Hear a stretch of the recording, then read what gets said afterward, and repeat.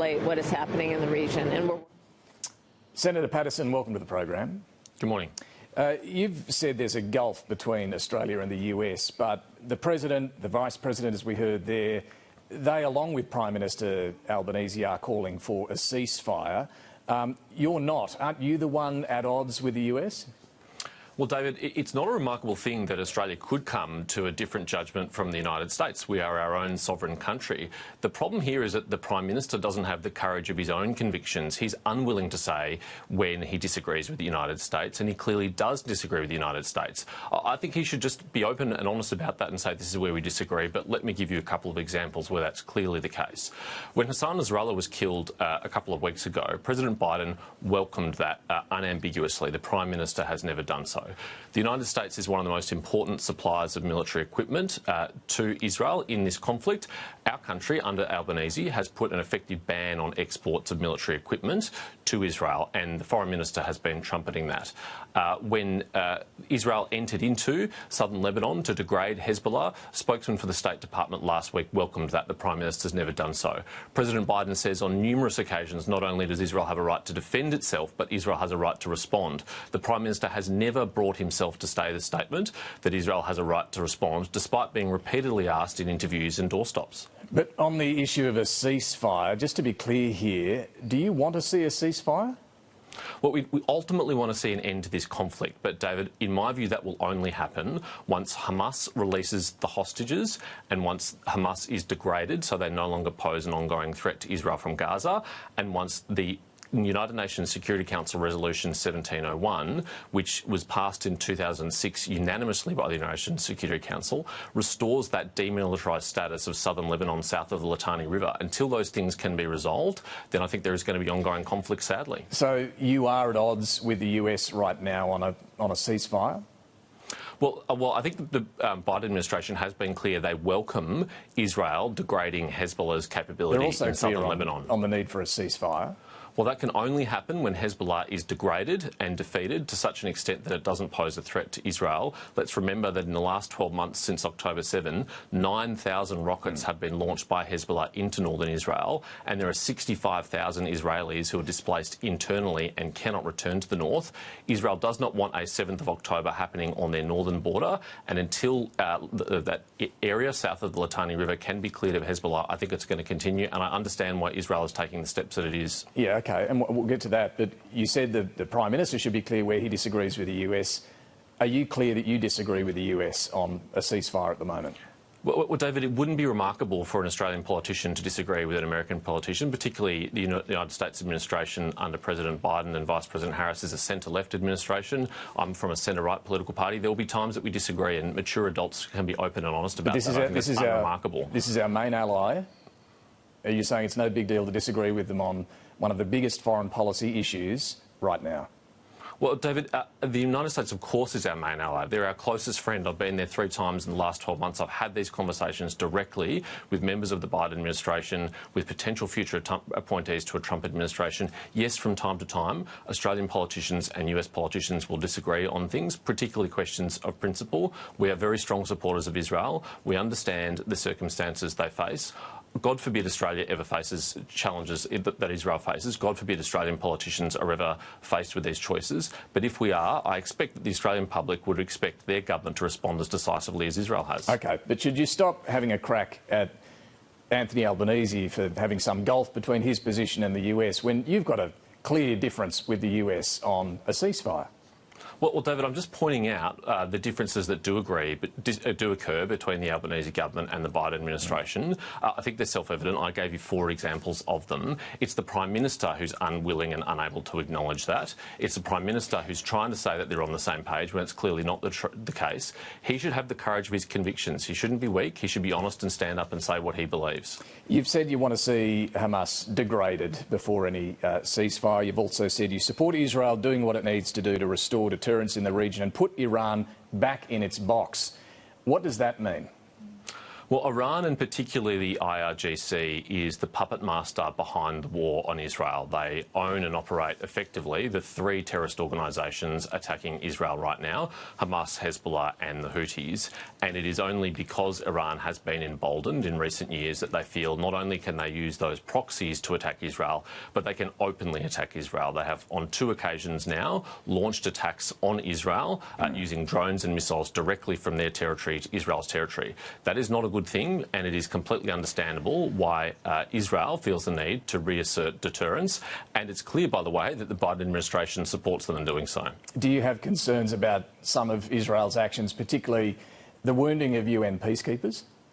Certainly, if it is the case that it was IDF action that wounded UN peacekeepers, that is very unfortunate and that is very regrettable. It should be investigated. It should not happen. When it comes to ceasefire, if you disagree with the Biden administration on this, do you also disagree with the G7 leaders generally, the British Prime Minister, the other G7 leaders who've also called for a ceasefire? Well, let me give you a kind of tangible example here, David. It was on the 26th of September that Australia, with some other nations, called for a ceasefire in Lebanon. Had Israel followed that advice, Hassan Nasrallah would still be alive today, the former head of Hezbollah. Now, President Biden himself, as I said before, has publicly welcomed the death of Hassan Nasrallah. I agree. I think the world is a better place without Hassan Nasrallah in it. The question's about ceasefire and whether you disagree, not just with Joe Biden, but with the other G7 leaders. Well, of course, David, we ultimately aim to get to a ceasefire. Of course, we ultimately aim to get to peace. But I don't think that that's going to happen unless Israel can successfully remove the very serious and existential threat that it faces. I mean, some public assessments are out there saying that 50% of Hezbollah's rockets have been disabled, have been degraded and can no longer pose a threat to Tel Aviv and Jerusalem and other populated centres. Again, the Biden administration has welcomed that, and so do I. OK, but one day a ceasefire, but only, just to be clear, only when Hamas is degraded, Iran is back in its box. This could be a very long time. Well, David, if those things don't happen, then we will just have other conflicts like this in the future. If Hamas is allowed to regain control of Gaza, as they have after previous conflicts, they have publicly said that they will launch more attacks like that they did on the 7th of October, which caused the largest loss of Jewish life in a single day since the Holocaust. That would be intolerable to any liberal democracy. Australia would not tolerate that threat, and I understand why Israel won't tolerate it either. Let's turn to your criticism of the visas that have been granted to Palestinians here in Australia. You've called for the cancellation of a visa granted to Fayez al-Hassani because he has links to Hamas. He hosted Hamas representatives at an event 5 years ago in Gaza. Look, ASIO has looked at him. Look, they've not cancelled his visa. Has ASIO got this decision wrong? Well, ASIO doesn't cancel visas, David. ASIO provides security assessments to the government on people's visas. They've not recommended a cancellation by the looks of it. Well, that's something that you might be aware of, but I'm not. That hasn't been publicly reported previously. Let's look at the test that Mike Burgess set out when he was speaking to your colleague Sarah Ferguson at 7:30. He said that anybody who had simply liked a tweet calling for the destruction of Israel or liked a tweet in support of Hamas constitutes a security threat to Australia that should not pass muster. Now let's look at what Fayez al-Hassani is reported to have done. Well, 3 of his brothers and 2 of his sons were members and key operatives in listed terrorist organisations. As you say, he hosted not just Hamas but Palestinian Islamic Jihad and others at a press conference at his institute, at which he said we must resist Israel by all means necessary. It's also been reported that last year in Iraq at a conference he said that his son was raised to wage jihad and that his grandson is being raised in the same way. His institute has published art which is anti-Semitic in nature and which glorifies terrorism. Now, in my view, that very easily clears the low bar for a cancellation on character grounds, even if it doesn't meet the bar of security grounds. But I think if we look at the Burgess test, which is publicly set out, it's hard to see how he meets that. But you don't seriously think Mike Burgess has recommended his visa be cancelled and the government's ignoring that, do you?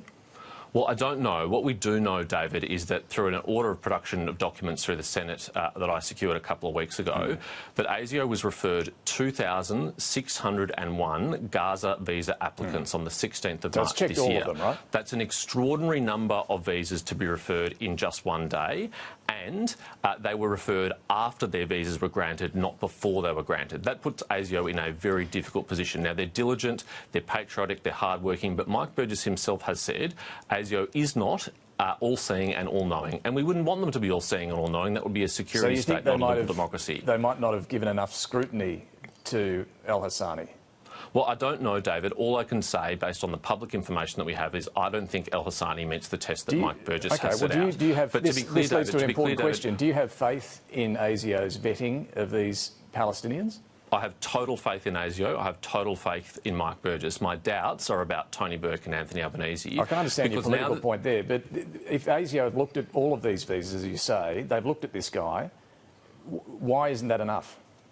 Because, David, the Minister for Home Affairs and Immigration is the one who has the power to cancel visas. Courtesy of the Daily Telegraph on Wednesday, he is now apprised of these facts. Perhaps he wasn't earlier, but he is now. And he can cancel that visa not just on security grounds, but also character grounds. There are very wide provisions in the Migration Act which allow the Minister for Home Affairs and Immigration to cancel visas. I don't think this person meets the character test of the Migration Act. If Tony Burke disagrees with that, he should set out as to why.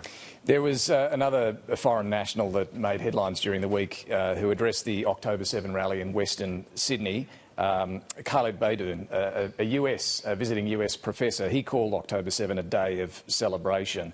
I understand that he has now left the country. He left on Thursday after being told that his visa would be cancelled. Do you welcome that? Well, since he became the Minister for Immigration and Home Affairs, as far as I'm aware, Tony Burke has not cancelled a single visa of any of these protesters, of any of these visitors to our country, despite them stoking hatred and division in our country. His talk's a very big game, but he doesn't actually follow through. It's all well and good that someone has voluntarily left our country. After being told his visa was going to be cancelled. Well, that's news to me, David. I don't understand why this visa wasn't just cancelled. Tony Burke said he requested a brief from his department.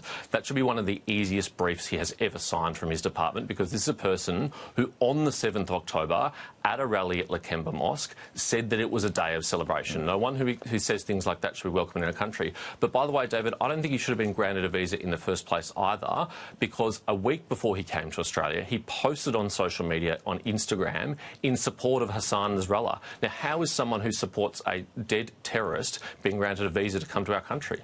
Let's turn to China. It's pledged to remove the remaining trade restrictions on Australian rock lobsters. It follows the removal of bans on coal and barley and wine and beef. Do you give the Albanese government any credit for stabilising relations with China? Well, certainly, David, it is very welcome that these tariffs have now been lifted and this economic coercion campaign is coming to an end. And of course, it happened on the Albanese government's watch. They deserve some credit for that. But I actually think it is a credit to Australia as a whole, because the reason why the Chinese government has walked away from these sanctions is because they didn't work. They had two objectives. One was to damage the Australian economy and to send a message to our like-minded partners and friends: never speak out against China because there'll be a cost. And the second was to change our domestic public policy settings, which they made very clear in the list of 14 demands. It's failed on both counts. The Productivity Commission estimates it hit our economy by 0.1%. All of our allies and friends took the opposite message that China would hope. They're reducing their dependence on China rather than stopping to criticise them. And we have locked in behind those issues that China asked us to change. And that's a bipartisan achievement. It started on the Morrison government. It's continued on the Albanese government. Yes, they deserve some credit for that. The coalition has flagged a tougher approach on China. For example, would you want to see Australia ban Chinese-made vehicles? No, I haven't called for that, David, although I do want to look very closely at this issue, because connected vehicles, internet-connected vehicles, are a national security and a cyber security risk, so much so that the Biden administration is taking very tough action to eliminate them from the US market. If our closest friends and allies think it's a concern, then I think we need to address it in some way as well. So you'd look at it, you'd consider a ban on Chinese vehicles? It's not my preference to have a ban, David. I think there are other ways of mitigating these risks. We can impose, well, for example, you can impose minimum cybersecurity standards that would lift the bar that all internet devices like that have to meet, not just cars, but other devices that are connected to the internet. So just explain that to me. If they are cyber connected, they'd have to. Well, how could you actually protect against any sort of spying or data collection? Sure, David. Well, there's a whole lot of minimum or mandatory cybersecurity standards that could be imposed on any internet-connected device, whether that is a security camera or a baby monitor or a car. And it is the basic kind of cyber mitigations. It's about the control of what happens to the data, who it's shared with, who it goes to, what it transmits. And you could set a high bar that everyone would have to meet if they're important to Australia. I think that's something that we should be considering. And look, a final one. Last time you were on the program, you said the coalition would be seeking advice on TikTok and whether it could be banned in Australia. You're, of course, worried about its Chinese ownership. Have you received any advice on that? David, I've had extensive discussions with our US counterparts on this, and I think the action that the United States Congress has taken here is something that we should look at emulating. The US Congress has passed a bill which requires TikTok United States to be divested from its parent company ByteDance, and the reason why that's important is that ByteDance is subject to the control of the Chinese Communist Party, particularly Article 7 of the 2017 intelligence law, which requires its employees to cooperate with Chinese intelligence agencies and keep it secret. Unless that link is severed, then I think TikTok is going to pose a national security risk, and particularly a foreign interference risk in our democracy. The US has taken this action. The worrying thing, David, is that you might end up with a safer version of TikTok in the United States and a more dangerous version of TikTok in Australia because we've been unwilling to take that action. Senator James Paterson, thanks for joining us this morning. Thanks, David.